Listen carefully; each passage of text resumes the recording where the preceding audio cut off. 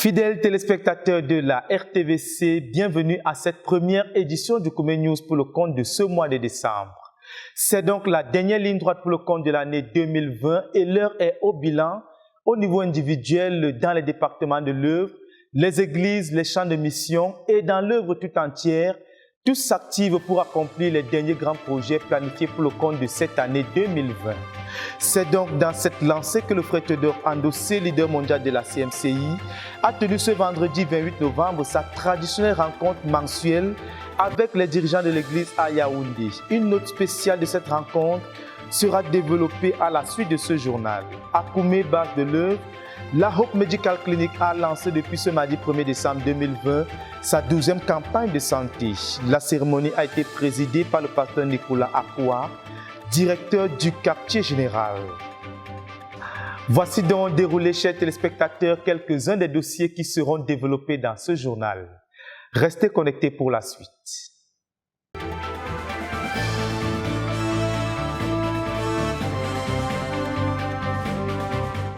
Nous ouvrons dans ce journal avec la 12e campagne de santé de la Hope Medical Clinic qui a débuté ce mardi 1er décembre 2020.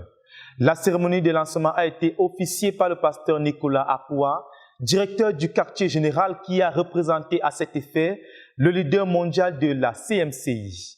Retour sur l'événement avec Francis Bekongo.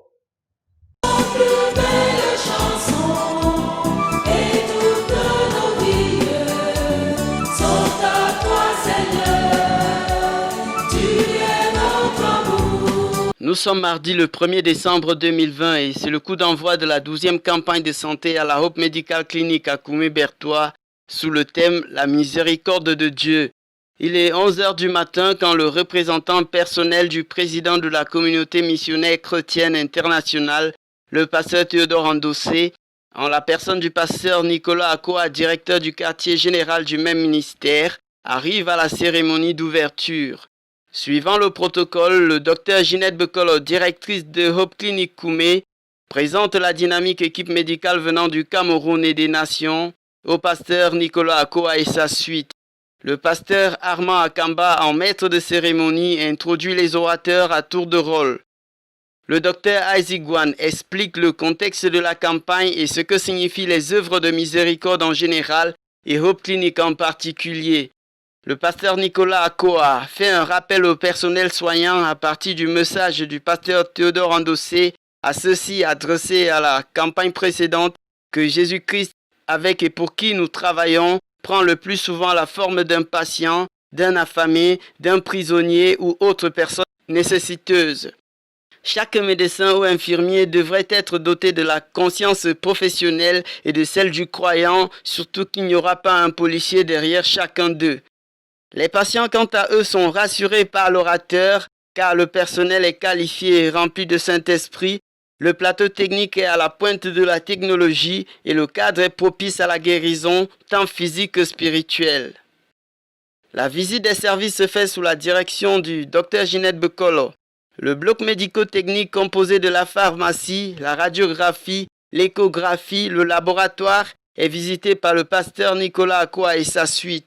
Puis le bloc administratif, l'accueil, la salle de soins, l'odontostomatologie, la kinésithérapie, l'hospitalisation hommes et femmes, la maternité, la pédiatrie, les consultations spirituelles, la consultation gynécologique. Moi, c'est le docteur Stéphanie Koulibaly, docteur gynécologue obstétricienne, je viens du Mali.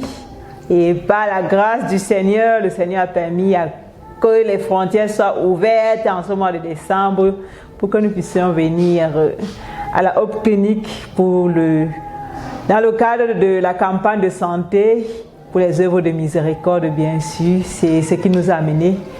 Le Bertois est presque le seul endroit où je peux dire où j'ai eu l'envie de vouloir exercer au Cameroun. À voir le bloc opératoire, on est loin des clichés des hôpitaux du tiers-monde. Ici, la gloire de Dieu est visible au travers d'appareils de pointe pour la réanimation, l'anesthésie, l'esthétique. On y trouve même un amplificateur de brillance pour la chirurgie cardiaque, des aspirateurs, des bistouris électriques et autres. La boutique et le restaurant sont aussi visités et sont essentiels pour assurer l'autonomie de l'hôpital et éviter les va-et-vient des malades parce qu'il faut le dire, nous sommes à 8 km du centre-ville de Bertois. C'est à 15 heures que la visite s'achève à la grande satisfaction du représentant personnel du président de la communauté missionnaire chrétienne Nous venons de faire le tour pour le lancement de la 12e campagne de la Hope Clinic. Nous avons eu l'opportunité de visiter pratiquement tous les services. Nous avons pu prier dans chacun de ces services, ce qui était très important parce que toute chose commence par la prière, s'achève par la prière. Et nous sommes conscients que sans le Seigneur, nous ne pouvons rien faire. Donc nous avions besoin de capacités, chaque personnel qui va travailler, chaque chambre et autres. Et nous sommes très satisfaits. Personnellement, je me réjouis de constater beaucoup de progrès. Il faut souligner que cette campagne, selon la coutume, est lancée dans 2 autres localités de la région, à savoir Nomedjo et Bambouti. Merci, je suis le docteur Odilon. Alors pour cette 12e campagne de santé de la Hope Clinic, nous allons à Nomedjo. Le chemin, est-ce que vous pouvez nous dire quelque chose? Bien sûr, on parle comme ça pour lancer notre pas qui commence demain effectivement. Ici avec une forte équipe et par la grâce de Dieu, je crois que ça va bien se lancer aussi à Nomedjo. Avec une centaine de personnels médicaux composés de 17 médecins et spécialistes, infirmiers et autres agents d'appui, nous pouvons pronostiquer et prophétiser une autre victoire du Seigneur Jésus-Christ, médicalement parlant, pendant les 10 prochains jours, à la gloire de Dieu le Père. Sur place à Koumé pour la RTVC, je suis Bokongo Germain Francis. Toujours à la base, mais cette fois du côté de Ndumbi, site de l'Université mondiale de prière et de jeûne et de l'école de la connaissance et du service de Dieu où se tient actuellement la retraite des relecteurs des livres d'expression anglaise du professeur Zacharias Tanefomum. La rencontre est donc coordonnée par le frère Rodia Fouté qui a fait le déplacement de Boya pour la circonstance. Le reportage de Cynthia Siaka. Elle s'était tenue du 20 au 30 avril 2020, la plus récente retraite des relecteurs de nos livres en anglais. L'objectif poursuivi reste le même lors de celle en cours, du 25 novembre au 4 décembre prochain. Réviser 50 livres de manière à ce qu'ils soient prêts pour l'imprimerie. Le pasteur Théodore Andossé, leader de la CMCI, a recommandé à l'équipe de privilégier les livres de la série De ses lèvres, car, a-t-il expliqué, avec l'œuvre qui connaît des extensions et un accroissement des effectifs, il est impératif que le peuple de la CMCI connaisse le frère Zach, père fondateur, à travers la littérature. Au nombre de ces titres, l'on retrouve The Authority of Power of a Life, The Facets of His Ministry, The Battles He Fought. Il s'agit de volumes importants qu'il faut minutieusement parcourir, d'où le travail organisé en échelle. Après qu'une équipe ait travaillé sur les copies imprimées, une autre insère les corrections dans les ordinateurs. Le pasteur Rogers, qui coordonne tout le travail, effectue la relecture finale. C'est aussi lui qui dispense les cours de langue anglaise pour relever le niveau non seulement des participants sur place, mais aussi de ceux qui suivent la diffusion des cours en ligne. Leur programme quotidien s'étend de 4h à 21h, depuis la recherche de Dieu, en passant par les repas, les sessions de travail, la prière, jusqu'à l'heure du coucher. Puisse le Seigneur continuer de soutenir cette équipe constituée de 16 personnes et leur accorder d'atteindre les objectifs fixés. De Koumé pour la RTVC, je suis Cynthia Siaka.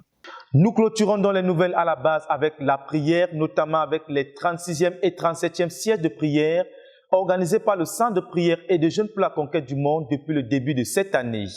La compagnie des vainqueurs avec à sa tête la sœur Esther Kwanang enchaîne des victoires pour notre Dieu et pour la bénédiction de notre ministère. Notre spécialiste des sièges, Jacques Potier, était au front de la bataille. Le reportage.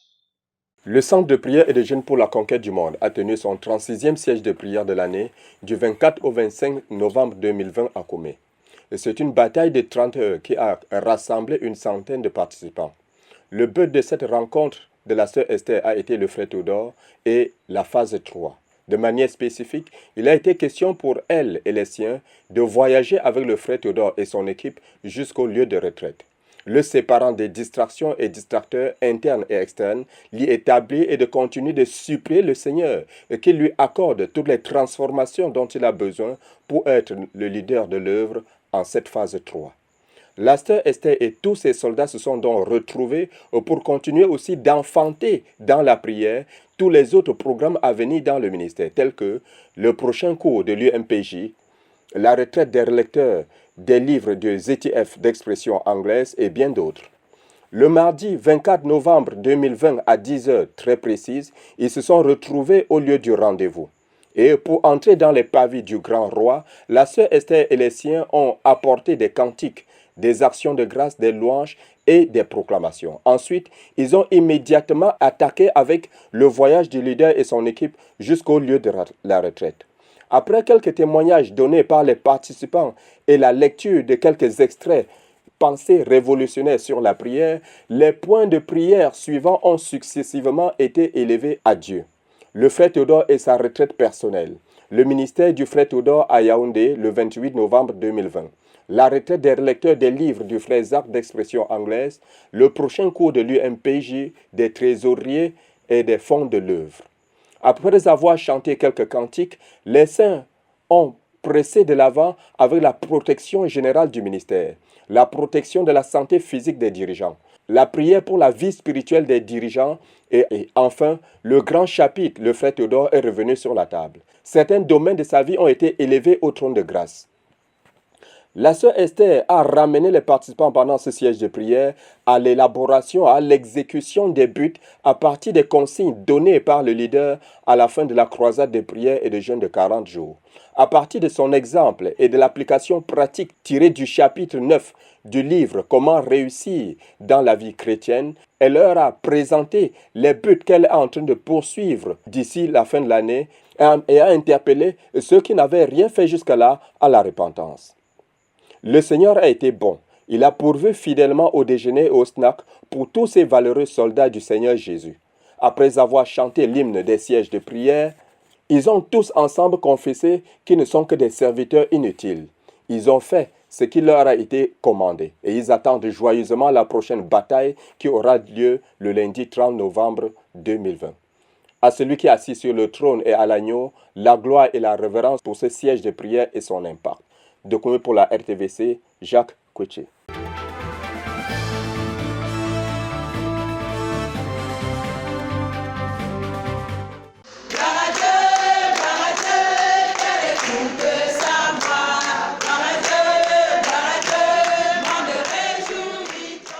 Le 37e siège de prière de la phase 3 a été tenu par le Centre de prière et de jeûne pour la conquête du monde du 30 novembre au 1er décembre 2020 à Koumé. C'est une autre bataille de 30 heures dont le but a été le frère Théodore et le but de la phase 3. De manière spécifique, la sœur Esther et les siens se sont retrouvés pour amener Dieu au frère Théodore et vice-versa pendant sa retraite personnelle. Pour que la vie de Dieu, la gloire de Dieu, la présence de Dieu et la puissance de Dieu soient manifestes pendant son ministère à Yaoundé le 28 novembre 2020.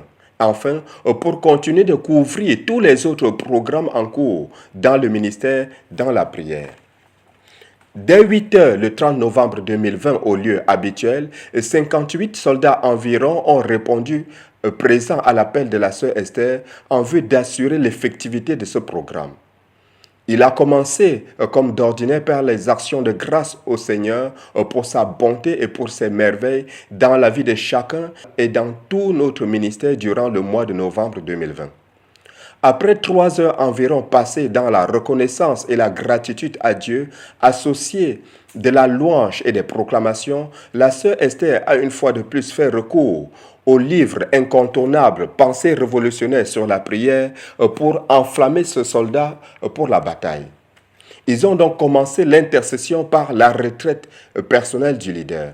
Ils ont insisté pour qu'il expérimente la présence de Dieu pendant cette période comme jamais auparavant. Et qu'il rencontre Dieu et que Dieu le rencontre pendant chaque période de 15 minutes de chaque jour de cette retraite. Et que chaque heure de cette retraite soit monumentale devant Dieu. Plusieurs autres sujets de ce genre ont encore été élevés à celui qui exauce les prières. La retraite des relecteurs des livres du frère Zach d'expression anglaise a également été élevée à Dieu pendant ce siège de prière. Sans oublier une intercession violente pour la distribution des livres des ETF en cette fin d'année 2020. La prière a également été investie pour la campagne internationale de santé en cours à Hope Clinic. Tout comme lors des sièges passés, la sœur Esther a disposé d'un temps pour les témoignages de la main de Dieu dans la vie des participants. Après cette phase, certains sujets d'ordre général ont fait l'objet de supplications auprès de notre Père qui est dans les cieux. Il s'agit de la protection de la santé physique des dirigeants, la protection générale du ministère et les fonds. Le message du Seigneur au peuple de la CMCI a été lu aux participants, après quoi la sœur Esther a ordonné à chacun d'être membre actif d'une assemblée de maison. Enfin, les saints rassemblés ont crié à Dieu pour certains sujets d'ordre général pour le leader. Il s'agit de sa relation avec Dieu et sa préparation pour la phase 3, sa protection spirituelle et son utilisation de temps. La protection des dirigeants du ministère et de chaque saint particulièrement ont été les derniers points de prière de cette rencontre qui s'est achevée vers 15h10. Le Seigneur a été fidèle. Il a assuré la victoire et le rendez-vous a été pris pour la semaine prochaine pour une autre confrontation. À celui qui est assis sur le trône et à l'agneau, la gloire et la révérence pour ce siège de prière et son impact. De Koumé pour la RTVC, Jacques Koueché.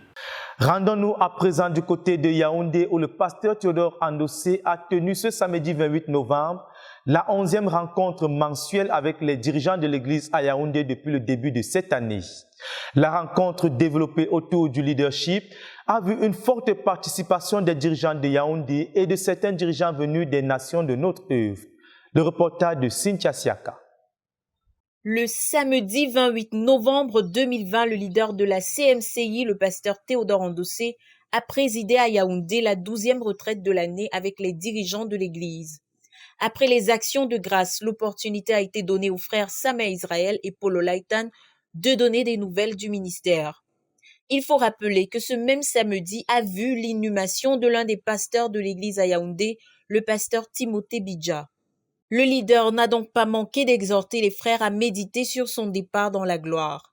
S'inspirant ensuite des Écritures en Actes au chapitre 20, versets 17 à 24, il a déclaré « Il faut que les dirigeants apprennent la concentration et la consécration pour éviter les distractions extérieures et intérieures, car, a-t-il ajouté, les distractions épuisent. » L'apôtre Paul insiste « Vous avez vu comment j'ai servi le Seigneur avec une grande humilité. » L'apôtre Paul avait donc des distractions internes et externes, mais il était obsédé par le fait d'achever son but. Le leadership exige la concentration au risque de ne pas accomplir ton ministère. L'orateur a mis l'emphase sur le fait que ceux qui accomplissent leur but ont une caractéristique. Ils ont une concentration extérieure en dépit des distractions et des problèmes. Ils ont la capacité de rester focalisés sur le but. En outre, il a énuméré les différentes formes de concentration. La concentration du leadership sur Dieu et sur le but, la concentration du leadership en Dieu et sur le but. Ainsi, tu pourrais être doué et avoir de bonnes intentions, mais s'il te manque la concentration et la consécration à Dieu et sur le but, aucune chose qui t'a été confiée ne va marcher. Jusqu'à ce 28 novembre, la méga-église de Yaoundé fonctionnait sous 4 évêchés.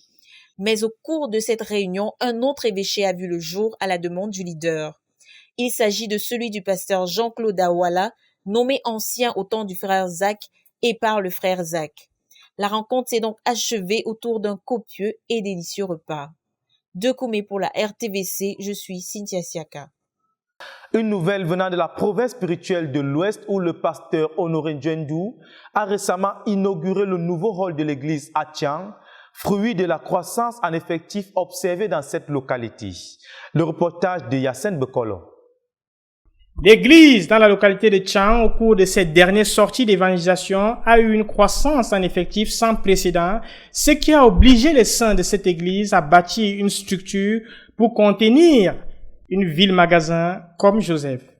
Le frère Honoré Ndienjo, dirigeant de la province spirituelle de l'Ouest, est venu en personne présider l'inauguration de ce nouveau rôle de l'église de Tchang, où il a d'ailleurs supplié le Seigneur de faire venir son règne dans le département de la Menoie et dans le dit rôle. Les proclamations suivantes ont été faites à cet événement. Que le nouveau rôle soit un rôle qui honore Dieu, commandé par Dieu et habité par Dieu de façon permanente. Que le nouveau rôle soit un lieu où Dieu est honoré et où il réside de manière continuelle. Que de Tchang parte l'influence spirituelle jusqu'aux quatre coins de la ville, jusqu'aux quatre coins de la province spirituelle de l'Ouest et jusqu'aux extrémités de la terre. Et bien d'autres proclamations de ce genre ont été faites. La réunion s'est achevée avec une brève intervention et l'encouragement des saints à se déployer pour la récolte et pour la moisson promise par Dieu dans cette localité. Décidément, la phase 3 a véritablement commencé dans la province spirituelle de l'Ouest en général et dans la ville de Tchang en particulier. Que le nom de l'Éternel soit loué. Yassine Bekolo, RTVC. L'impact du ministère du pasteur Jean-François Edogué dans les différentes provinces spirituelles de la nation, et cela dans le cadre de l'école de l'évangélisation et du gagnement des âmes, continue à se faire ressentir. Notre reporter Yassine Bekolo a suivi pour nous quelques bonnes nouvelles, nous venant des localités de Menganga, de Yokadouma et notamment de Douala, où un grand culte conjoint d'adoration a été organisé pour consolider les grands mouvements d'évangélisation. Suivons plutôt le compte rendu. Après sa tournée nationale sur instruction du pasteur Théodore Andossié, leader de la communauté missionnaire chrétienne internationale, notre missionnaire au Mali, le pasteur Jean-François Edogué, s'est rendu dans l'église de Douala sur invitation du pasteur Martin Ambé Fatélé dimanche 29 novembre dernier lors du 3e culte spécial de louange. Ceci afin de booster l'église à l'obéissance à la prophétie de Santa Cruz. Après un accueil chaleureux et des moments intenses de louange, le coordonnateur va laisser la place au pasteur Martin Fatélé qui va faire les annonces et accueillir nos bien-aimés de passage parmi les saints. Nous avons la sœur Karine Mécon de la Belgique, le frère Anthony Chakunte des États-Unis et une sœur venant du Mali. Après cette présentation, l'occasion est donnée à la sœur Karine de rendre ministère par le chant et au frère Anthony Chakunte de rendre témoignage sur le déroulement de son mariage et la main de Dieu dans sa vie. Après ces moments très riches, viendra le ministère de la parole par le frère Jean-François, qui va commencer son message par rendre compte de la tournée nationale de l'école des évangélistes et des gagneurs d'âmes. Ainsi, ils ont pu visiter 42 localités sur le territoire camerounais. Ils ont formé 1000 équipes d'évangélisation qui se sont engagées à prêcher l'évangile en 40 jours. Et s'ils obéissent à cet engagement, 16 millions de personnes auront écouté l'évangile pendant cette période. Et le Seigneur a dit à notre leader qu'il a ouvert les cœurs et que si l'on ne fait rien d'ici janvier, les cœurs pourraient se refermer. Donne-toi 40 jours pour prêcher l'évangile à 400 personnes. Donne-toi ce défi. Après cette introduction, l'orateur va édifier les croyants sur les dons spirituels, leur faisant savoir que les dons spirituels se forment sur le terrain d'évangélisation. J'ai une bonne nouvelle pour toi ce matin. This morning, good news for you. J'ai une bonne nouvelle, personne ne vient de Dieu t'a rempli de dons spirituels. God has filled you with spiritual gifts. Spiritual gifts. C'est un pression d'évangile. Et preaching the gospel. Sound. Vous avez acheté, sans parle de ça. Vous avez à faire, mais que les dons spirituels sont là. That spiritual gifts are found to fill. Il a introduit ainsi son message pour les non-croyants qui étaient présents dans la salle. À partir de Romains, chapitre 14, versets 7 à 8, il a continué en citant Matthieu, chapitre 22, Genèse, chapitre 1 et 27. Il a chuté à ces messages d'évangélisation en disant, si tu veux commencer à vivre ce matin pour Jésus, viens ici devant. Sur cet appel, plus de 300 personnes se sont levées pour donner leur vie au Seigneur Jésus-Christ. Et après ce moment, il a rendu ministère aux malades. Et 25 personnes ont obéi aux eaux du baptême ce même jour. Je m'appelle Doa Kenya Jevania. J'ai reçu mon baptême dans l'eau aujourd'hui. Amen. Christ, j'ai aussi mon baptême aujourd'hui. Satisfaits par ce riche ministère reçu, plusieurs saints ont tenu à manifester leurs sentiments au micro de la RTVC. Ensemble, le culte de ce matin était vraiment spécial et nous en sortons ragaillardis par les bénédictions du Seigneur que nous avons reçues et engagés d'une nouvelle manière à l'évangélisation et au salut des perdus, comme le frère Jean-François nous a encouragés. Nous rendons grâce au Seigneur pour ses bontés envers nous dans l'église de Douala. Yassine Bekolo, RTVC. L'église de Douala s'est illustrée et s'est distinguée dans l'évangélisation, le gagnement des âmes et leur expérience de prédication de l'évangile dans les lieux publics et notamment dans les marchés est devenue une référence, que dire, est devenue un modèle dans la communauté des églises au Cameroun et dans les nations. C'est dans ce cadre qu'un groupe de frères venus de l'Allemagne en séjour au Cameroun ont bien voulu apprendre chez les frères de l'église à Douala. Ils sont ainsi sortis avec l'équipe d'évangélisation du frère Antoine Kala et sont allés goûter à la prédication de l'évangile au marché Ndokoti. Et l'expérience a été une bénédiction pour les deux parties. En effet, ce jour-là, ils ont atteint 1500 personnes avec l'évangile et ont distribué 200 traités. Les évangélistes de l'église de Douala ont aussi lancé une vaste opération d'implantation des églises et maisons à la fin de la croisade de prière et de jeûne de novembre 2020. Et ici, nous avons la première église des maisons de 11 membres qui a été implantée et l'objectif est d'atteindre 50 églises des maisons. Nous vous noyons dans le but qui nous a été confié dans cette ville au nom de Jésus-Christ. Afin qu'au travers de vous, que le but de 2 millions de disciples du Seigneur Jésus-Christ dans cette ville soit rapidement accompli au nom de Jésus-Christ. Amen. Afin qu'au travers de vous, des âmes soient gagnées à Christ. Le mouvement d'évangélisation, de gagnement des âmes et d'implantation d'églises est en marche du côté de Douala. Que le royaume de Dieu s'étende dans la ville et que chaque habitant de cette ville reçoive le Seigneur Jésus-Christ. Yassine Bekolo, RTV.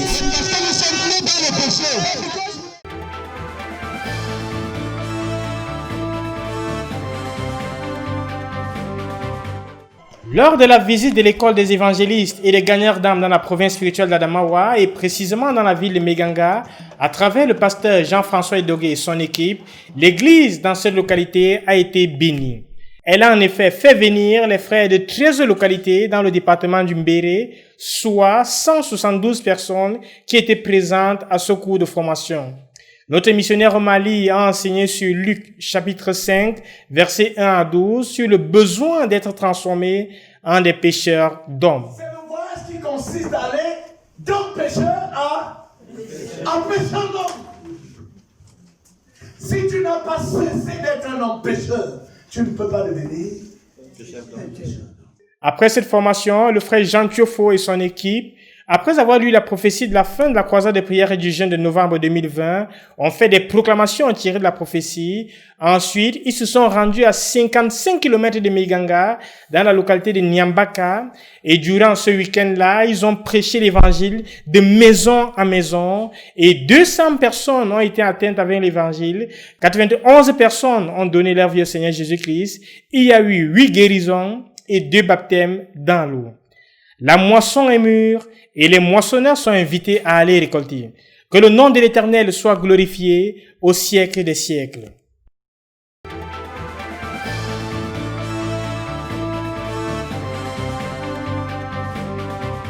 Merci, tonton, je joue là.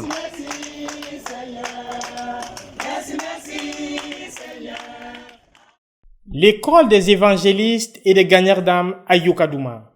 À leur arrivée, les dirigeants des jeunes ont organisé un cortège pour les accueillir à 5 km de l'entrée de la ville de Yokadouma.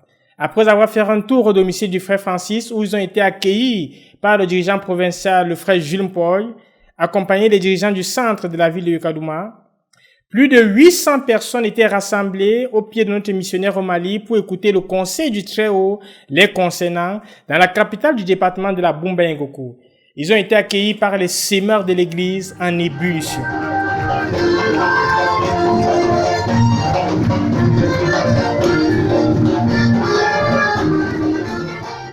Après la présentation de l'équipe, le pasteur Jean-François Edogué a commencé la formation en disant, en guise d'introduction, que tous les participants de cette formation ne vont plus jamais rentrer les mêmes.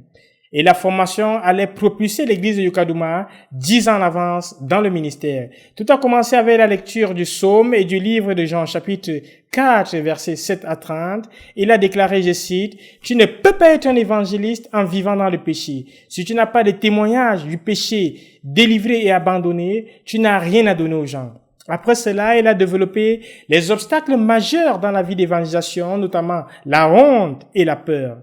En ce qui concerne la honte, il disait que les gens de la ville de Yukadouma vont aller en enfer parce que les frères ont honte de prêcher l'évangile, mais plutôt qu'ils fassent comme l'apôtre Paul qui disait « Je n'ai point honte de prêcher l'évangile ». En ce qui concerne la peur, il a dit « Si tu as peur des hommes, tu ne peux jamais prêcher l'évangile ». Il a achevé la liste des obstacles à l'évangélisation avec Actes chapitre 21, versets 27 à 28, qui dit « Voici l'homme qui a prêché l'évangile partout et à tout le monde, sans honte ni peur. » Ensuite, il a invité les dirigeants à venir se repentir et à briser les chaînes de la honte et de la peur et de prendre l'engagement de prêcher l'évangile partout et à tout le monde et d'entraîner le peuple sous leur direction à prêcher l'évangile. Enfin, le pasteur Jean-François Edogué a prié pour les malades et a béni l'église de Yukadouma et la jeune équipe départementale des dirigeants qui a pris l'engagement de travailler ensemble après cette phase. Après cet enseignement, le mari de la sœur Rose Edogué a instruit le dirigeant de l'église à Yukadouma à lancer un programme d'évangélisation pendant 40 jours et d'envoyer les comptes rendus hebdomadaires. Toujours le lundi dans la soirée, une courte réunion s'est tenue tard dans la grande salle des réunions de John Joel, présidée par le dirigeant provincial de la KDI, le frère Jules Mpoy, qui a notamment encouragé les dirigeants à ne pas reculer et à se mettre au travail. Joignant les paroles aux actes, l'équipe de dirigeants ont organisé une expédition d'évangélisation le lendemain, ce qui a permis la distribution de 100 traités et une campagne d'évangélisation au quartier Malabango, sur la route de la Centrafrique. Et après la prestation des semeurs à cette campagne, le frère Francis a proclamé le glorieux évangile du Seigneur Jésus-Christ et 45 personnes ont donné leur vie au Seigneur Jésus-Christ sur les 113 personnes qui étaient présentes. Et la campagne s'est achevée par la bénédiction, le brisement des malédictions et le brisement des liens conduit par le frère Valentin. Après une énième réunion avec les dirigeants du département, les dirigeants sont engagés à ouvrir 40 nouvelles localités dans les 40 prochains jours. Que le nom de l'Éternel soit exalté pour l'Église dans la Bumba Ngoko en général et celle dans la ville de Yukadouma en particulier qui s'est résolument engagée à accomplir le but de la phase 3 en ce qui les concerne. Que le nom de l'Éternel soit loué. Dans le cadre de l'obéissance à l'école des évangélistes et des gagnants d'âmes, un certain nombre de dispositions ont été prises pour faciliter l'évangélisation. Ainsi, plusieurs zones de conquête ont été constituées. L'arrondissement de Garigombo est devenu une zone de conquête avec 2 équipes constituées. L'arrondissement de Yukadouma a 8 zones de conquête et 18 équipes d'évangélisation ont été constituées. L'arrondissement de Salapumbe est devenu une zone de conquête avec 2 équipes d'évangélisation. L'arrondissement de Molundu est devenu une zone de conquête avec 2 équipes d'évangélisation. 12 zones de conquête ont été créées et 27 équipes d'évangélisation ont été formées. Du samedi 21 au dimanche 29 novembre, ils ont ainsi distribué 3000 traités et 200 copies de l'amour et le pardon de Dieu. 2000 personnes ont été atteintes avec l'évangile et 700 personnes ont donné leur cœur au Seigneur Jésus-Christ. Décidément, la phase 3 a commencé de ce côté de la région de l'Est. Que tous les nouveaux moissonneurs sortent prêcher l'évangile et moissonner dans la moisson de Dieu. Yassine Bekolo, RTVC. Voilà, chers téléspectateurs, c'est donc avec ces bonnes nouvelles venant du côté de Douala que nous allons refermer ce journal. La poursuite acharnée du but continue et tous sont donc conviés à se mettre à la tâche pour la grande moisson miraculeuse et abondante que le Seigneur nous donne en cette phase 3. Les programmes se poursuivent donc sur la RTVC, la chaîne de la Bible. Rendez-vous la semaine prochaine pour une nouvelle édition du Koumé News. Que Dieu vous bénisse.